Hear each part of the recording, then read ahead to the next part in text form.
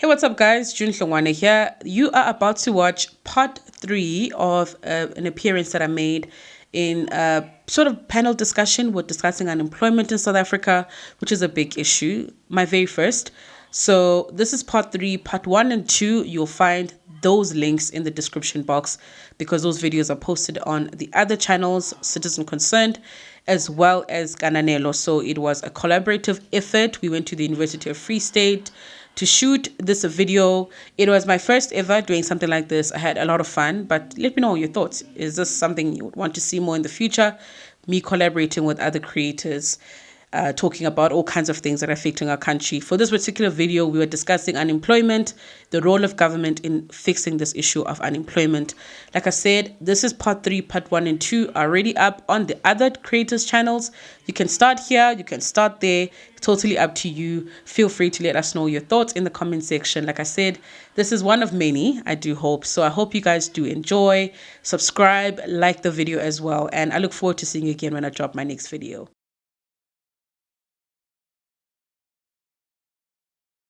So I think the more people even understand the concept of a free market and just how that can also be linked to everything else that we're trying to do. If we say we change the driver, we're keeping the car, right? But now we need to start adding in another passenger that's going to be called free market. Yes. Let's see what he can contribute to policy, because red tape also exists in people that are already existing in the market who are big, strong. They can afford. So even if you say, I really want to start something, let's also not set people up for failure, because that's another way in which failed governments everything just slides down. An entrepreneur has no way to go. A lady who wants to start a clothing brand, you find that all of these other companies that are existing now have already closed. The China threat is real. They're bringing in things faster, better, cheaper. What do you do to counter that? Unless you take from China and then put your own mark up here, right? But that kind of takes away from that vision of starting something from the bottom. So we have to be obsessed with whatever benefits us. We have to be obsessed with what gives us an advantage. And it's coming in many, many ways. But even if you want to start something and you even have a little bit of capital, you have short legs, because there's already a big company on the other side that's already doing that. There's already a big company that's already getting this and this and that. And I don't have a problem with people winning, but I think the environment has to not have so many barriers. Right? I mean, you look at in America, SpaceX is the only competitor to NASA. It's like that's a private company competing with a National Space Agency of America. In South Africa, that is not possible. Chief, I cannot start my own thing and compete with ESCOM. They're going to blow me out of the water. They might not even give me the licenses to generate my own thing. So it's difficult. And which just makes me wonder, do we think like Elon Musk, had he not left South Africa to went to America, would he be Elon Musk that he is today? With the policies we have in the country? We can create Elon Musks in South Africa, but the first thing we need to do is to help people understand how the current government is standing in their way, how the same government that's saying black person, black child, it's possible, is standing in the way of the black child making it, so that they can go and vote this government out. You know, like June has said, we can be ambitious and all of that, but the reality is when we get to the ground, the red tape is there. How do we remove it? By removing the driver, by removing the ANC. And please, when we say remove the ANC, don't now go vote for its babies, which is MK and EFF, because they have the same thing, right? It's just the same thing that's problematic. And it's not necessarily one or the other, but the policy. Because we talk about implementation, and these things have been jotted down there's history that shows exactly what happens. Even if the intention may sound good about transformation, but read on what happens when people lead with transformation. When they lead with transformation is one outcome. And we have to start being honest. Why is it that they have people that have written this thing to the T? As you see now what's happening in South Africa, where we almost have a leader that does not seem to be bothered by anything, right? He's more and more removed from reality. And he's ruining everything. He's not stepping away and saying, listen, I take my L. I tried. I'm really struggling. Off I go. He's not doing that. his party will not say, hey, you know what, we've really tried it. Who's going to let other people? They're going to contest again when the next election comes. So why is it that there's existing content that you can find that spells out precisely what's happening with the ANC situation now? Because the policy is what should guide us. Yes. Policy tells you everything. Yes. Don't be fooled by how it sounds. Read on the policy and you'll understand why this potentially could fail. Which maybe people might start seeing transformation differently. That, oh yeah, but don't you mean socialism when you say transformation? And that's why first world countries, you can't do that. We were arguing when we were driving here that the United States, their democracy, I admire the democracy for the fact that when there's an election, whichever the outcome goes, left or right, there's going to be a change. The right guys will come with their own reforms, which is one, borders, lower taxes and all of that. Yeah. So when people that make decisions are far more empowered in those countries because they know that when you start saying this, that's a subtle way of saying socialism and what happens when socialism is implemented. I think there's denial as well that I think is definitely happening. And I don't understand why, because we're all suffering. I don't care who you are, we're all suffering, but there's definitely denial. I think it's a matter of education, right? For example, you just said now we need to move away from transformation, and somebody's going to view that as, what do you mean? You don't want us to be like white people? What do you mean? You like it when white people are higher than us? You don't want equality?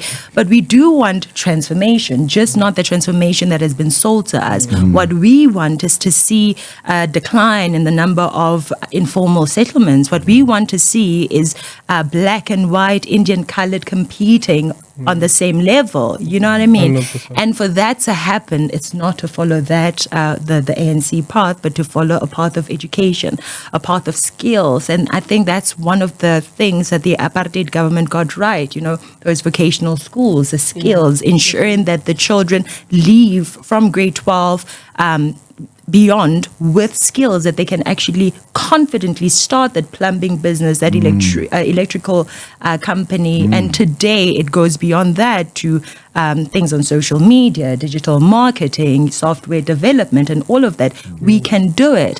And it's in the voting method. And it's also in how we parent and how we deal with each other's friends and all of that. You understand? As parents, we need to move away from just saying, I'm taking my child to school, everything is good, everything is right. We need to understand what do we need to empower our children with. And very important is for us to go out there and inform other people who still believe that Transformation Fund is a good idea and show them that actually it's not, and don't vote ANC and all of that. To get a portion.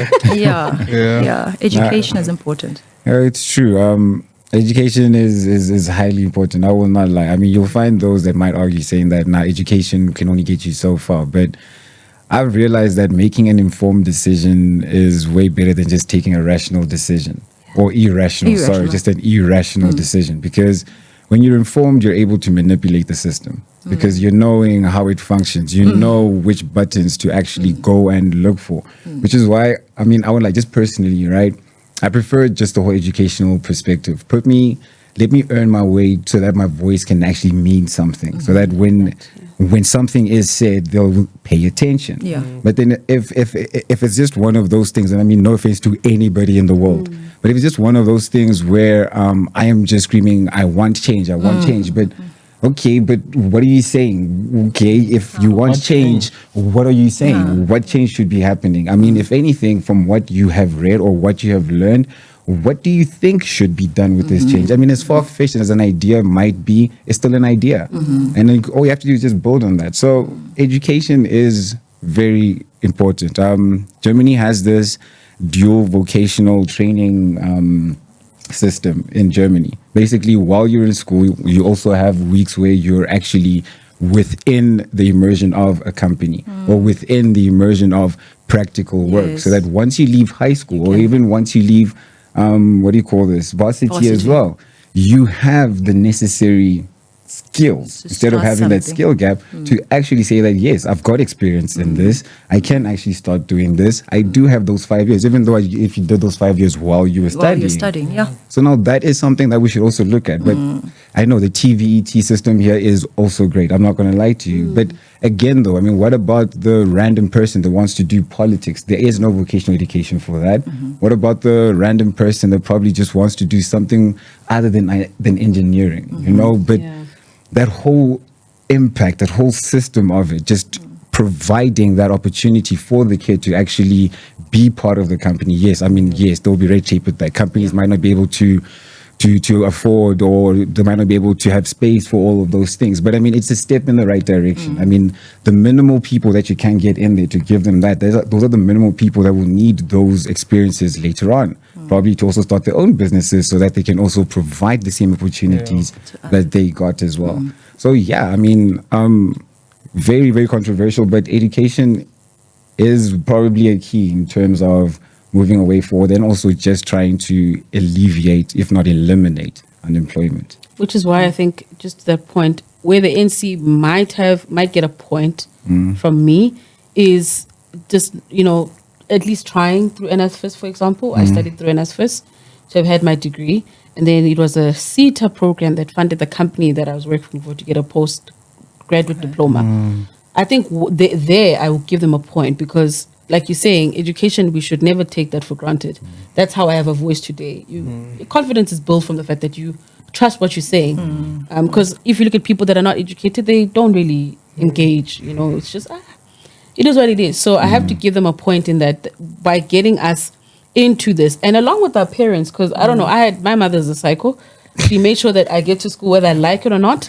So I think our parents, along with this, you know, ANC providing, NSFIS providing, you know, whatever, even though they failed with the free schools and the free meals. But there are people that I went to varsity with that got through those schools.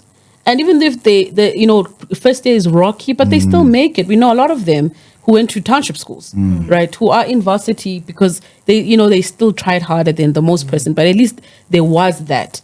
And hence, when I look at the employment equity thing, I'm like, all they had to do was just get us through education. I don't think they needed to now enforce quotas on companies. They don't need to do that, because companies, they will have no other choice. If they have to import a data scientist or a politics analyst, they're going to pay more. They will have to take Kananelo, because it becomes a price conversation, right? And if we're always scared that, oh, the white graduate will do better than me, it becomes a price, because the company wants to save money at the end of the day. So the more educated we are, the more that we are front and in the system, companies will have no other choice. Because if they get 4 CVs, you're all qualified, you're all good, it goes on to money. Listen. Can they afford to pay 6 million? Not that you should settle for less, but I'm just saying that even that fear that we have that, no, we need the employment equity, I think for me, with educating and empowering Black people, that would have been more than enough to set us up. Now, paired with an environment, paired with a thriving private sector, I think we would be declining job offers at this point. If it worked in that sequence. On that NSFIS thing, my view is that, and not that I'm saying it wasn't good that they helped people get education, but how many people have studied, you know, data science, you know, using the NSFIS? You understand? There are many people who are going to university for the sake of going to university. There are many people who have no business being in university. Not in a bad way, you know. Plumbers get a lot of money, electricians get a lot of money. They don't need to go to university. But for some reason, we have made it seem like university is like, wow, you know, you've made it in life, even if you're just going to have that paper of social sciences and then sit at home. But at least I have a degree and a diploma. My view is always that NSFIS, considering that's my money. That's your money. That's the citizens' money. The citizens should benefit from the investment that they are making in the lives of the students through NSFIS. And I still hold on to the view that NSFIS should go to particular studies. I know that a lot of people don't agree with that, but I need to invest. This is me investing in you as a student, and I need to get a return on my if I need more investment. plumbers, give me more plumbers. There should be no need for us to get foreigners to come and full scarce skills while we are funding people. Who are we funding? Exactly. What's the thinking in all of that? And also, you know?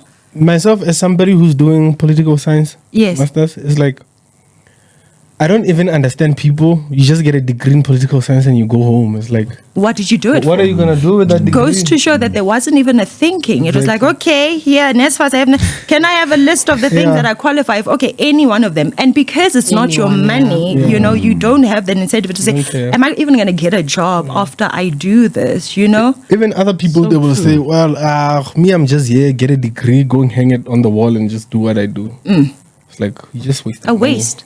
And it's not your money. It's my money, you know? It's different when you find somebody, maybe they are in sociology or something, and then after the degree, you find them at home trying to do something. Yes. Do something with the knowledge you have. With that, yeah. But it's like a lot of people who study through NSFAS, really, they're just studying these courses, and then after they are finished with them, it's like they're not taking them anymore. Yes. We need to change that mindset. And another thing, for many people, NSFAS is that's it. That's the only option I have. Oh, my parents are previously disadvantaged, this, that, and the other. And even if it's true, why is NSFAS the only option? There are so many bursaries, there's so many scholarships, but there's no drive to say, my child, come on, you can get that 80%. Get off TikTok, get off Amapiano, study, you know? I went to a high school where the top 10 was mainly filled with Indian students. And I had to ask, because now I was never in the top 10. Not that I didn't have the capability to do it, but I had to ask, how are you always there? Like, what is it? And one of the girls told me, every day when I come back from school, I am not allowed to be on TV. I'm not allowed to go and play. I should be studying. Even if there's no homework, even if there's no test tomorrow, that is the standard in our home.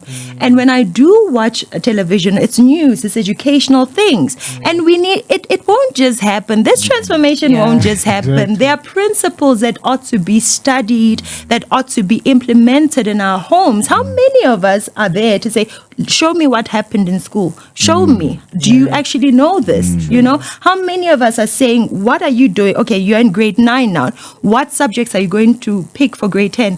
Why are you picking those ones? How many of us are taking the time to say, hey, I know you work at that University of Free State. Can you please guide my child? I don't know what I'm doing. Please guide my child. You know, how many of us, instead of going on YouTube and saying, what are the sought after skills, we rather watch Kwamam Kize with our children, teaching them nonsense. You understand? We have a role to play in this transformation, and it starts in the small things. This is not a big deal, guys. It's not a big deal. It's not one step rocket at a science. You know, everybody can do it. Yeah. Steven? Go. Okay. No, I was going to add on to what you just said right now. Literally about a week ago. Sorry, I just had to finish that song in my head.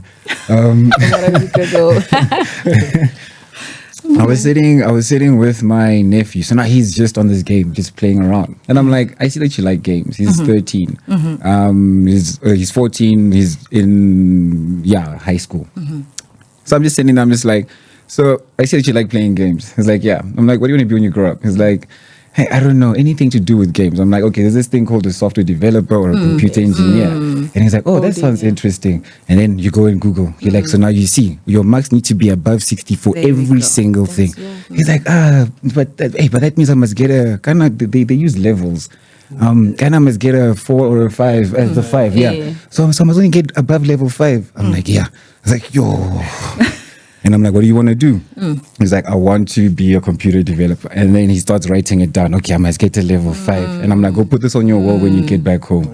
And since then, now I know that I'll see next year. But I'm just saying that at least now he knows that, okay, in order for me to do what I love doing, which is playing games, I need to make sure that I am able to at least continue with this by developing games that I like. And what do I need for that?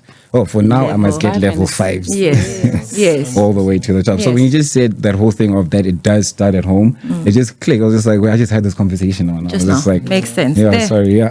There you go. And if he goes higher, there till the 80s. He's guaranteed So a gonna be bursary. there. He doesn't have to worry. And I told him, the it's like, parents. listen, once you start getting good marks, you'll live a soft life from a young age. Yeah. Nobody will Easy. bother you. There They you won't go. be like, how you doing in school? No, they'll be like, oh, no, he went to go play outside. Okay. No, he's on the phone. The marks come back. You're getting your level 7s, you get your level 6s. He will live a soft life as a kid. And I mean, they all want that. Nobody wants to wash dishes because they failed. Nobody wants Yeah. to wake up early just to do certain things because they failed. No. But yeah, sorry, that just clicked that whole conversation in my head when you mentioned that it does start at home though. Like such simple acts Small things. will literally incite the soul transformation that we're actually looking for. And also with just parents being involved, just being there, present and guiding, helping with the guy. I mean, me myself personally, I come from a broken home. But for some and I used to stay with my mom. Shout out to her, love her the best. But for some reason, when I stayed with her, academically, I was just doing my thing, minding my business. But as soon as I stayed with my dad from grade 9, something clicked. Hey, chief, You need discipline. to- This is what you yes, must, because yes. I see it on him. Yes. I see with how he talks to people in the community. I'm like, this is what I want to be. I want to be like him. So even without him having to say anything, sense clicks already. I'm like, hey, in school, I sit down. Is that because I want to impress Yeah. this guy? Yeah, yeah. And that goes to talk about the effect of fatherlessness. Because right? 70% of black kids grow up in fatherless homes. Yeah, and then we are And, shocked. Yeah. We are shocked The when there's no stats discipline. are crazy. They say if you grow up without a father, you are more likely not to finish school, more likely to join a gang. Yeah. It's happening. It's We see, happening. and that's the thing, right? We know these things. The studies have been done before, right? And we just need to be like, okay, so what should we be looking out for, right? Okay, fatherlessness. If we give people grants, these girls are gonna now start just sleeping with people in order for them to have babies, in order to Some get money at the grants, end of the and day. then what is that gonna result in? More fatherlessness, more people in prison, more people in gangs, more people. You know? Yeah. It's just a vicious. Because I one of these rates, Yeah. I always say employment rate, poverty rate. These rates, yes, sometimes we tend to use it a lot in the media, but they're telling you something. The rate will never be zero. There's no country where there's zero everything. There's still 1% crime, 2% crime, even if it's decent. But to your point, the studies, the rates, that's what we should obsess with as the people, not what we hear from a politician on a podium, because he's just selling what he wants. Yeah. But the rate should tell you that something is wrong here. We need to do something, because poverty will always be there, and we have to accept the truth Yeah. about humanity. There will always be poverty, but now we need to say, South Africa, we want it lower. We don't want poverty at this much. We don't want murder rates at the 70 highest. people a day. Yeah. That's not, we should not be accepting that at all. We should say at least 2%. Meaning if there's still a issue, let it just be very minimal, you know. Yeah. Yeah. 100%. Okay, so in conclusion, every single one of us as citizens has a role to play in the job creation. And it starts in the home. And second to that, it goes over to the voting stations. So we must vote right to remove the parties that are not doing what they ought to be doing. And what should the government be doing? The government should be ensuring that I have the courage and the incentive to take that risk, to take my capital and start a business in Free State. Right? They need to be giving me the assurance that I will have electricity, water, transportation, good roads, safety in order for me to transport my products that I'm producing. They need to give me that sense of safe, property rights, so that I know that once I establish a business here, buy land here, buy a house there, it's not going to be snatched by someone for whatever reason. And they need to ensure that the rule of law is always adhered to. I think that is my concluding statement. Kananelo? Well, I shared similar sentiment in just closing. I just would like to say to the viewers, we the people, we see the truth. We can pip it closer. We are just tired of politicians lying to us, really. Yeah, we need change. And I saw one analyst once say, Prince Mashil, he says, the ANC is guaranteed in the next election to go way below 20%. We have to do that. I cannot wait till that day comes. Because really, what kind of a country are we living in? We don't feel safe. There's no jobs.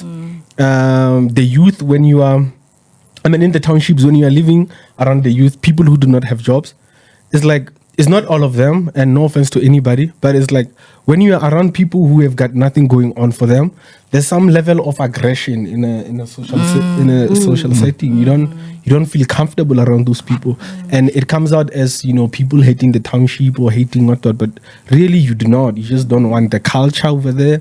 You want people to do better, but you also look at the things that they promote, the parties that they vote for, and you wonder if this country will ever go in the right direction. But I'm very hopeful with conversations like this. We are shining light on things that politicians do not want us to shine light on. And unfortunately for young people like us, we are taking on a lot of heat. There's a possibility of job opportunities being closed because of the things we say. But I say we should say them nonetheless. I mean, Yes. if we don't say them and if we don't fight, we can't run. We can't run to Zimbabwe. We can't run to Nigeria. South Africa is our last safe haven, and we must fight for this country. Yeah, I like what you said there regarding the aggression from the people that you've come into contact with. A job is more than income. It's also a matter of dignity. Exactly. Oh, okay. Concluding words. Concluding words. Yeah, no. Unemployment is a serious issue in South Africa, and again, having such discussions, seeing all the different perspectives is actually an eye opener. So, to all those that are watching, just from a scholarly perspective, take the initiative to do the research, find out what is lacking, and you don't have to try and solve South Africa's problem. Look at your own community. Start off small.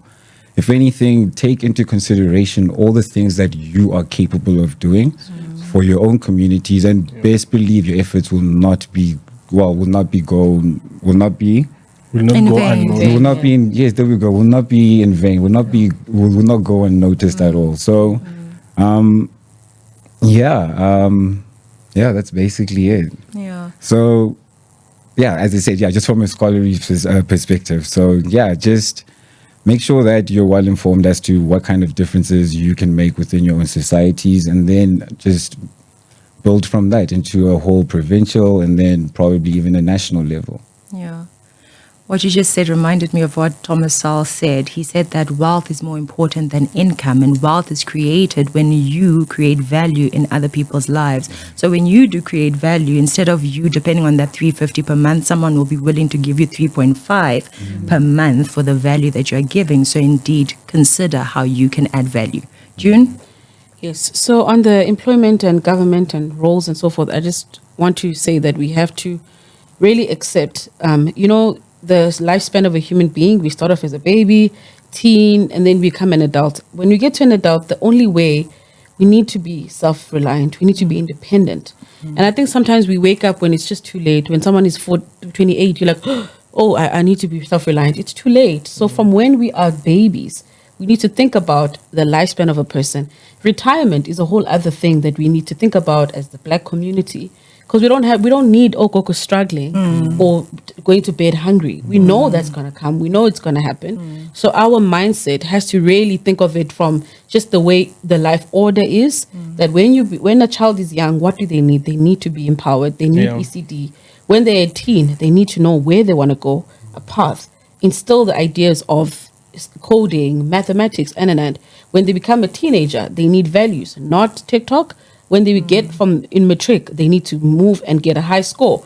Varsity, TVET, and all of these things, it's part of a cycle that we cannot get away from. But now I think our government really is failing us, because it's almost like they don't want to accept that your voters need to work, bro. Yeah. Your voters need to be self-reliant. Your voters do not want free. Your voters don't want lies. They need work. So we need to now take that onus upon ourselves, force these people to think about that. And even if we have to change how we vote completely, and think about the fact that here's a reality we cannot escape. When a person turns 18, they don't want to be told what to do.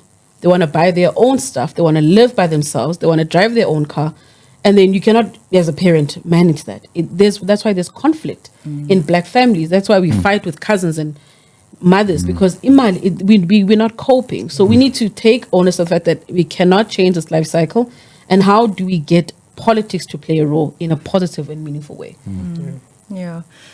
Guys, I think one thing that you need to be careful of is how the government has made it a point to divide us causing divisions between the parent who's trying to discipline the child, causing conflict between the employer and the employee, and all of that type of thing. Really, the enemy is one, and you know who they are. Thank you so much for watching. Please visit June's channel. Please visit Kananelo's channel, One Citizen Concerned. Thank you so much for watching. Until next time, beware of the comrade. Thank you. Thank you.